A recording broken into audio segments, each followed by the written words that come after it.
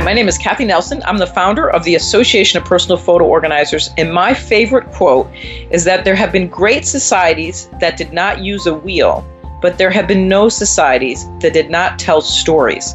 And that's by Ursula Le Guin. Welcome to another episode of Right of Your Life, where life happens and life storytelling transforms it. Our show is brought to you by lifestorytelling.com. And guess what? You don't have to be a writer to write your life stories. Lifestorytelling.com will teach you how. If you've been through hell and lived to tell about it, or your family skeletons are poking out of the closet, you'll want to check it out at lifestorytelling.com. Our guest today is Cathi Nelson, who founded the Association of Personal Photo Organizers, or APO, as an answer to the growing challenge of our digital age. An easy solution for organizing printed photos, digital photos, videos, and everything in between. Today, APO serves hundreds of members throughout the world. As a pioneer in the growing photo life management industry, Cathi has spoken at various industry conferences and has been featured in many magazines, including the New York Times and the Wall Street Journal. She has some really practical tips for organizing and telling stories with your photos that you're going to love. Welcome, Cathi. We're glad you're here. Well, thank you. I'm very excited to be here. You founded APO, the Association of Personal Photo Organizers. And of course, I'm a big proponent of photos telling a story about your lives. Why and how you started APO? Yeah, that's a great question. It's an amazing story, but the key and why what you do connects so much to who we are and what we do is that I always tell people the organization is a means to an end. For me, the end goal is always to help people tell a story with their photos. But I realized in that process of helping my clients do that, if they couldn't find their photos or they didn't know where they were, they couldn't even get to that next step, to me, of which was the importance of telling that story. Right. I was an early user of digital technology. So when digital cameras kind of came out, it's only been about 8 years. I mean, it's amazing how technology is. Think about your point and shoot camera. It's in your pocket all the time with the mobile phone, right? But nobody saw that coming, even as early as just 8 or 9 years ago. And as people I knew were getting overwhelmed, they would come to me with the baggies of memory cards saying, can you help me get these photos? Like, how do I get them from my camera to my computer? How do I email photos and things? And I was continually assisting people till a friend said, well, what do you charge per hour? I want you to come and help me do this. And I want you to manage all my photos, my printed photos that I inherited from my parents and my digital photos. And I was kind of stumped. I thought had no plan in place about what do I charge? How do I do that? And it was actually through that process of working that I realized there was an amazing opportunity out there for people that are passionate about this to create a profession. And that's really the beginning of the association, Personal Photo Organizers. Cool. Have you been taking photos for a long time, even before the digital age? Or me personally, yes. So I was the high school yearbook photographer in my high school, and I always majored in communications. And I always realized that I knew that I was telling a story. I was passionate about the idea of finding more different creative ways to show people my photos, and then believe a lot in the importance of journaling along with your photos. Right. Organizing my own photos, that's one of the biggest challenges that I have had. And you are an expert, so let me ask you, how do you organize your photos? Well, sometimes I hate to be honest about the... Nah, be honest. It's an ongoing struggle for all of us, but there are systems that I have developed, and there's two different issues, right? So it's printed photos, you organize one way, and then digital photos is a little different. But if we start with, say, printed photos, what I help people do with printed photos, and myself included, is encourage everybody to get everything into one place to start. If you can designate an area in your living room or on a table or underneath a table hidden somewhere to kind of just start gathering all the photos, because they're usually spread out in multiple places. And then once you find all those photos, then you want to start the process of something I call the ABCs of photo organizing. So the ABCs of photo is an acronym I came up to help me and to help my clients. When they call me, they'll say, oh, I have thousands of photos. Like, how in the world can you really help me? And it's like, well, there's a system. We have a system in place. And so the A stands for, these are the A photos. They're the ones that belong either in an album or that you want to archive. And so if you either use a timeline or use sticky notes, you can kind of say, using a large table, I'm going to pile my A photos here. Your B photos are the ones that you can't really decide if they're an A or photo or not, but you can't imagine the concept of throwing them away. And so I call the B pile is those kind of questionable photos. They go back in a box, or you need to back them up. I mean, so you kind of use that kind of concept. And then the C photos are, yes, you can throw them in the can, CAN, right? So yes, you can throw photos away. And that's what holds people back a lot of times, is because they don't want to throw photos away. And I always do this little survey. I'll say, well, why do you think that is, right? And Stacey, I'll ask you, do you throw your photos away ever? No. Okay, and why do you think that is? What is it that holds you? I'm afraid that that's some piece of history that I will regret later. Right. And you're throwing away a memory, right? Yes, I can't throw a person away. Well, I encourage people to kind of get a little ruthless with this, that the scenery pictures definitely can be thrown away, most of those. If you went to Italy and you took, 25 pictures of the Colosseum, it looks probably not that much different today than it did like 30, 40 years ago. Save one of those, or sunset photos, or those kind of photos. But this is where the S becomes really important, and again ties in so much to what you believe and do and teach, is, does the photo tell a story? And then that becomes an A photo. And you can make that evaluation by looking at that photo. Is that a picture of your grandfather making a silly face that that grandpa, he always made that crazy silly face? I, looking at that photo, would think, maybe that's a C photo, but you would recognize that belongs in the A pile because it tells a story. So once you get into that process of kind of starting to collate, because the average family has 14,000 printed photos in their life. I believe it. Yeah, I believe it. And most of those are probably doubles, right? And then they saved all the blurries. They saved. If you can eliminate 70% of those photos and end up with about 25 to 30% of the ones that really matter, that tell the story, then the next generation is going to be more inclined to access those photos, because it's not overwhelming to them to have to look at all of those. Oh, so true. So what do you do with those B photos? Are those eliminated, or you put those in some place where you still save them somewhere? I kind of am like you that way. So ideally you probably should eventually be photos away. But if you I use a photo safe box. There's one that the association, we're not in the product business, but we actually have a company and a factory actually in Pennsylvania that makes for us a photo organizing box called the Legacy Box. And it holds 2,400 photos with lots of dividers, which is something that you just couldn't find on the market. And there's not really great photo organizing boxes. They're cheap. They fall apart, or they're like shoe boxes, which really isn't an effective way of doing it. But taking those, then the key then is to identify what's in the photo. So this is another big thing. People get really hung up also on chronological organizing. And if you were really good and you saved your photos chronologically over the decades, then you can stay with that kind of approach to organizing. But many people didn't do that, right? They you got those photos, you threw them in a bag or a box, or they're in the bin, and they're all mixed up. And that's where people get really frozen in the ability to do this. And I love to tell people, remember, we take photos chronologically, but we live thematically. In other words, we live through our family stories and traditions a lot of times. And that's the purpose of the photos. So when you're going through your photos and you're trying to decide what's an A photo, start seeing what are the themes and the most common times you took photos. So again, I'm going to turn this back on you, Stacey, and ask you, thinking about that, what would you say are maybe 4 times that you always made sure that you had a camera available and you took family photos? Oh, every holiday, of course, like Thanksgiving and Christmas, and then vacations. I can't think of other. I take a lot of my girls too. Okay, yep. First day of school, I bet, right? First day of school. I have lots of those. Milestone birthdays and moments in their lives, sporting events, right? Birthdays, and and then probably just a lot of people pictures of maybe like they're with their friends, or when they were little, like if you had friends, right? It's so fun to take pictures when they're little. So that's, you know what, it's not a mystery of what people take photos of. I've done this I've looked at hundreds and hundreds of family photo collections, and it's amazing. They all take photos of exactly what you just said. It's always, family traditions. It's going to be Halloween. Some people love Halloween. There's always Halloween, Christmas, Thanksgiving, maybe Easter, Hanukkah, whatever those 4th of July, Memorial Day, families have different themes about when they like to celebrate. So what if you create a photo box organization or an album that just says, we're a family that love to celebrate? And and then you do some journaling around that concept. Like, what is it that you love to celebrate? Why? And then that becomes where you gather all those photos. So it doesn't matter if there's a photo, maybe you had a 4th of July party every year at the beach with everybody.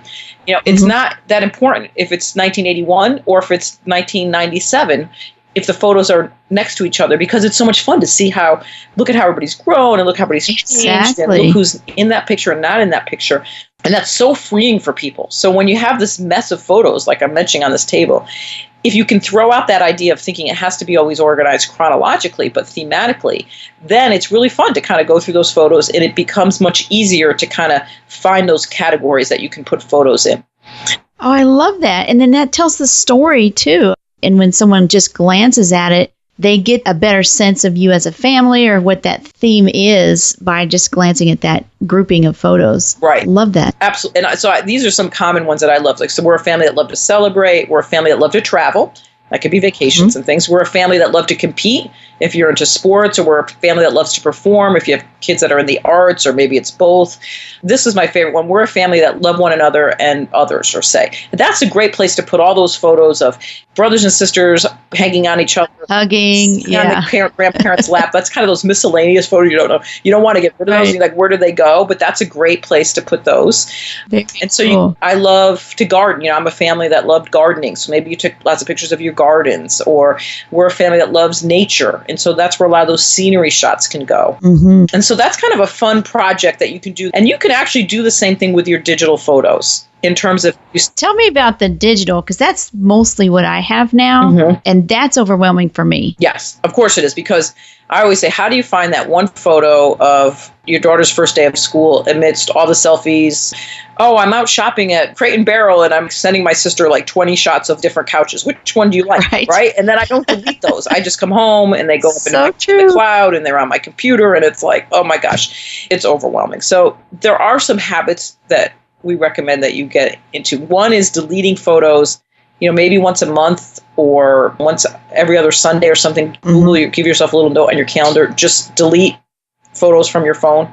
It takes 2 seconds to do that, but most people just don't ever do it because you're not thinking to do that. But it's really important because we are literally getting buried in digital chaos. Yes. There's a lot of fear, and there's a man named Vint Cerf who created actually one of the founders of the internet. He has a great quote about the fear that we are losing our family traditions, our family historical photograph lives because of this digital overload that people are experiencing. He calls it digital rot, actually. And then the other thing is you want to have a central, so I don't know, do you have one computer that's dedicated where all the photos go? Well, sort of. Like if I take them with my phone, they're automatically uploaded to a cloud, but then I change cloud different things. So some of them are on one cloud and some of them are on another cloud. And then even within my computer, they're in different file folders within my computer based on a couple of years ago I did this, and then I changed. Maybe you had iPhoto just threw everybody for a loop when they switched to photos, which has caused tremendous amount of problems for people. I mean, because it's not the same file structure, and they name them different and things. And we see this all the time. It's our members go in and try and help clean this up. And they're learning too. So it's like, I always tell people, don't think that you are doing something wrong. The technology is changing so fast and nothing simple has been created. It's like the holy grail. I mean, just all these companies are trying to find a solution and nobody has come up with this perfect solution yet. But here are some tips. So there's a product called a Picture Keeper, which is a great little external hard drive that finds all the JPEGs on all your devices, both Mac and PC. If you get something like that and you can go and plug it into everything, it's going to pull all your photos at least into one place. So you have a central hub for them because like you said, you have them in multiple folders and everybody does. And then you're right about the clouds. Cloud switch, maybe you got it, maybe for a while you were using Dropbox and then you stopped using Dropbox and then maybe you tried Carousel and then you tried, right? That's so common. So you want to make sure that when you plug in your phone and that you also move the photos that matter into that one external hard drive or one central hub on your computer. And so if you can just get in the habit of doing that, at least you're kind of corralling the photos that matter the most to you in that one place. And then another important thing is to go in and rename your photos, because right now they're coming in as 00011, right? Yes. It's a digital file. And that's no fun. But the great news about computers is that if you get into a habit of we recommend year, date, and then who, what, where, and when. So if you do 2016 _-01, January, and then for me in January, it could be skiing with friends, right? And then I create that file, and then all my photos go there. And so if I'm looking someday for, January skiing with friends, if I just type that into my computer, all those photos will immediately appear. So then you label individual photos, or do you still label them in grouped file folders? So I create on my computer, it'll be 2016, and then I'll just create a folder, January, February, March, all the way through the, right? And so then when I import my photos, they'll go into the January folder, but I'll batch rename them 2016-1, and then who, what, where, and when. So they're in the proper folder, but also I can search for them either way. Does that make sense? I like that. Yeah, it does. Yeah. And you can, by right-clicking or highlighting, you could batch name multiple photos at once. You don't have to do them all individually. I like that because nowadays, not only do we have different clouds, but the computer turnover, at least for me, is almost yearly. So I have this old computer and 2 years ago old computer, and I download all my stuff and into the new computer. Do I have it, or is it a duplicate? Buy a good digital external hard drive and put a label on it, Stacy's Photos, and then you don't even have to put the photos onto you can just always put them onto that external hard drive. Now save space. And in the cloud, the experts recommend that your photos need to be backed up in 3 ways, right? The cloud is one, but that's not the only one. It's an external hard drive. And then the printed photo is still the best backup because it's a documentation. So print a photo book or print some of those photos and tell that story. Again, with those stories, you don't have to always tell lots of stories, but I do think the importance of telling some stories is important. Right. Do you have a favorite story that you've told with photos? Now I'm thinking about one thing I did. I found it the other day. Because again, I love the story idea. I did a little album for myself of these are a few of my favorite things. And I brainstormed one day all the things that I love. And it was like my first cup of coffee in the morning. I love to journal. I like to cook.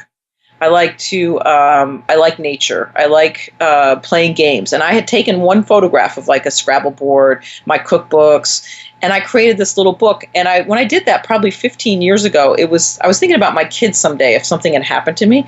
Like, would they know who is their mom? Right. So, and I found that. I thought, wow, this is so fun. And some things that I had written that were my favorite things, I no longer do. And I thought, wow, I wonder why I stopped doing that. So it kind of clued me off like, I should go back to that. Taking photos, photography was one.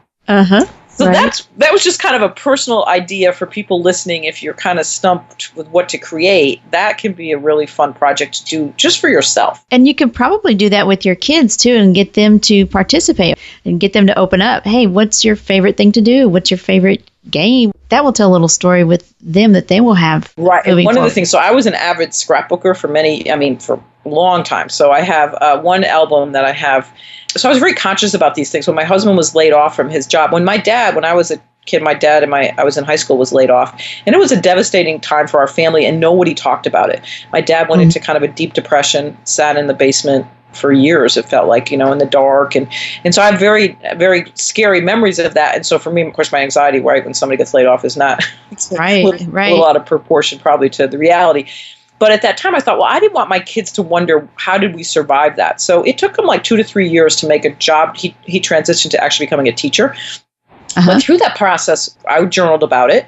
And then, so in our album, I have journal, stories about what that was like. And then when he did get a job, we actually did a ritual where we burned the want ads. It was a really fun night, and we had wine with our friends, and I took a lot of photographs of us doing that, and that's all documented in an album. And I just think, if my kids someday, if one of them loses a job or gets laid off, they're going to be able to go back and read in real time what I was feeling. Because now I could look back with it like with a sense of humor, but it wasn't funny at the time.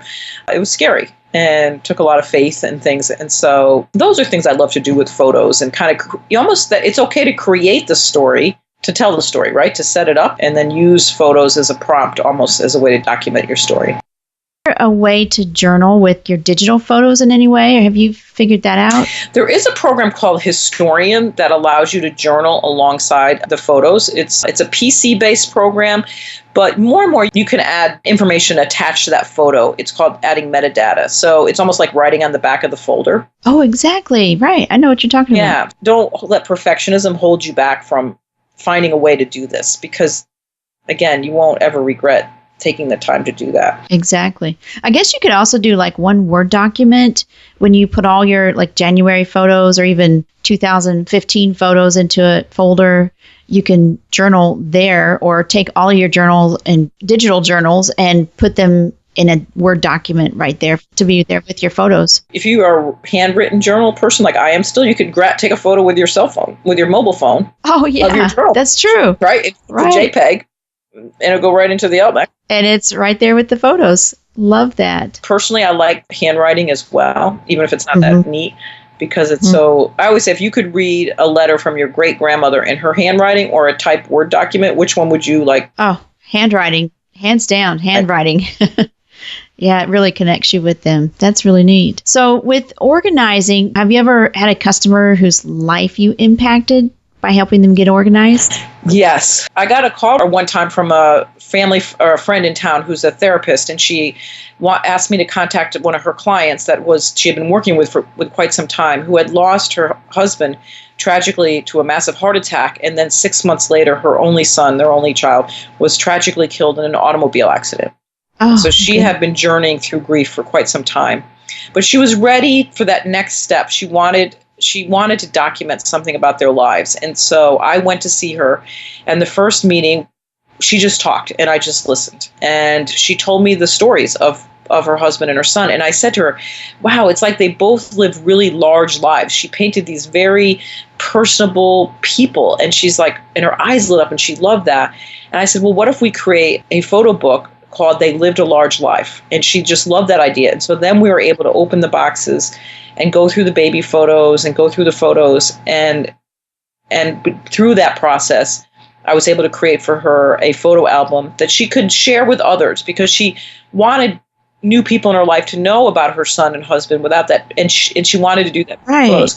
And it was just a very moving process. And then we asked other family members to write letters about what it was that they loved most about her husband and her son. And she didn't think anybody was going to participate, but they all did. They sent these beautiful letters, which then I scanned and added into the album and things. And so that was a very meaningful project that I did for a client. I always say it's an honor and privilege to journey alongside somebody's life. Photo organizing sounds so like, kind of generic and boring, but really it's not. It's a living, breathing opportunity to work with people.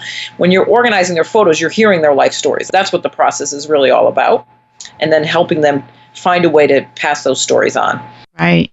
You know, that just sparked a memory in me for my parents. I think it was 25th or 50th wedding anniversary. We asked people to send in their photos and a letter or a memory or something like that. And so they did, and we put those all together. So gathering photos from their old friends and family from all over the place, you get a little bit different flavor of who they were. We had photos from before they met and all kinds of things. So that was really neat too. There's nothing more meaningful than that type of a gift, right? We just completed a project. My son and I, actually, he's the videographer and the editor for me. We interviewed a elderly woman at the request of her son, and he prepared the interview questions. But she was the founder of the Children's Television Network programming at Yale. She's the psychologist that met with Sesame Street and Mr. Rogers and Barney. It was fascinating to hear her story. It was really fun. And we videotaped her son interviewing her. And then we added the photos in, and we're in the process actually still of editing it. It's just going to be about 30 minutes. The son wanted that done for his children and nieces and nephews because his dad is dying of Alzheimer's. And so his memory is already gone. And I think he realized how fleeting this moment was. And that was also very powerful. So it was a mixture of both using live video recording of her voice and her stories, and then also the old photos. Great project. Yeah, that's exciting. So do you have any other examples of ways that people are impacted with using photos and stories? Yes. And there's another great study about children's self-esteem that it's called the Do You Know scale, and that children, the more that they know about where they come from, how their family survived difficult times and stuff, the greater their self-esteem. Isn't that interesting? It's not, being told they do a great job, but it's that sense of connection to family and to being a part of something. And so anytime that you go through the process of making sure you document that, you're doing something important for people. That's really cool because you're teaching them resilience through your family stories, and here's how we as a family came together and overcame something. Yeah. Tell me a little bit more about APO. What are the types of people who connect with APO or who join the association? New members joining all the time. In fact, I just said to Lisa, who's my operations manager, this month we've had a lot of new members from Australia, Canada, Brazil, and the United States, which is really exciting as we grow internationally, and the United Kingdom. So the kind of people that join the association, actually very few people come with experience doing this. We kind of call it a new profession. that people didn't really think about doing, or that there's a way to do that and make a living at it. But they usually have some similar characteristics. They usually love photos and stories and people. They maybe did scrapbooking, or they're graphic designers or professional photographers or librarians or genealogists, family historians. People that love kind of creative in that kind of mindset tend to find us and say, wow, I've been doing this for my family and friends. I didn't realize I could make a business at this. As part of the association is the training and how to be a photo organizer, how to find clients. And then there's so many different things that people will do for clients. It's everything from making, again, photo books. People will hire them to make family heirloom legacy photo books, whether digital or printed, but also video montages where they'll put together video for a wedding or for an anniversary or a graduation or even a funeral sometimes. Our members do a lot of scanning, converting home movies to DVD and digital format. We work with a lot of partners that they outsource that to. So their job is really to work with the client in kind of coming up with a plan on how to manage their entire memory collection. And then based on helping the client figure out what it is that they want, helping them achieve those goals. And you teach them how to do that, right? Correct. So we have a tremendous amount of training. We have an annual conference. Our 4th conference will be coming up in Anaheim, California this year in 2016. And next year we'll be in Cleveland. So we're already planning our 2017 conference. And so and we'll have hundreds of people there. We have a lot of our big exposition where a lot of these companies that I'm mentioning will be there educating our members. So the companies are really excited about working with our members because these companies that are trying to solve this problem need the assistance of the Apple member who's working directly with the clients. And then our members network and resource with each other a lot. We have a private members-only Facebook page, and people answer each other questions all the time. So there's always somebody that knows the answer. And so you're not usually stumped because you have assistance. And so that's that sense of community that we've built. The association is a strong community of people that help each other figure out solutions to their clients' problems. Oh, that makes it even more valuable. And you have a free download for our listeners called the Insider's Guide to Photo Organizing. Tell us a little bit about that. Yes, I have two. There's the Insider's Guide to Photo Organizing, which actually takes you through these ABC steps, best practices, and it's a guide that will walk them through figuring out how to actually do this. So it goes into a lot more depth than I could here. Right. And then on our website, if they go there, there's also something called the Ultimate Guide to Becoming a Photo Organizer, and that's all about the profession of photo organizing. If people are interested in thinking, wow, maybe this is something I would enjoy doing, you have a great guide on that as well. Great. And we'll have links to all of that in our show notes. Well, Cathi, you have given us a ton of information on how to tell stories with photos. I think we're ready to get out and do it. Okay, Stacey, great. Thanks so much. It's been really fun. And yes, just get started. It doesn't have to be perfect. Done is better than perfect, I always say.